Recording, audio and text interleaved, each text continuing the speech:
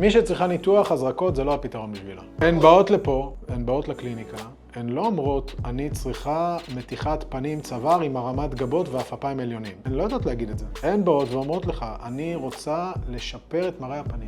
ואני אומר לה, אוקיי, בואי תראי לי מה מפריע לך. ואז היא תעמוד מול המראה פה, והיא תגיד לך, תראה, אתה רואה הגבה הזאת, היא נופלת לי ככה. ויש לי הרבה עודפי עור באפפיים. ופה כל הפנים שלי צנחו, ויש לי את הכפלים העמוקים האלה, והבולדוגים, וקו הלסת, אני כבר לא מזהה אותו, והצוואר בכלל קטסטרופה. משם זה מתחיל. הרבה פעמים היא תגיד, אפשר לפתור את זה בלי ניתוח? אפשר לעשות הזרקות, אפשר לעשות חוטים, אפשר לעשות כל מיני מכשור רפואי, לייזרים ופילינג, ובדרך כלל אני אגיד לה לא. אם אני חושב בבדיקה שהמצב שלה מצריך ניתוח, אז אני אגיד לה, חבל על הזמן שלה. חבל על הכסף, חבל על הזמן, חבל על התוצאות הפחות טבעיות, הלא יפות. זה הכוח של ניתוח. ניתוח מתיחת פנים לא משנה את הפנים. הוא לוקח את מה שיש ומחזיר את זה לאיך שזה היה קודם. בלי להוסיף נפח, בלי לשנות פרופורציות. ניתוח מתיחת פנים נותן תוצאה שהיא תמיד תהיה יותר טבעית מכל טיפול אחר שתעשה.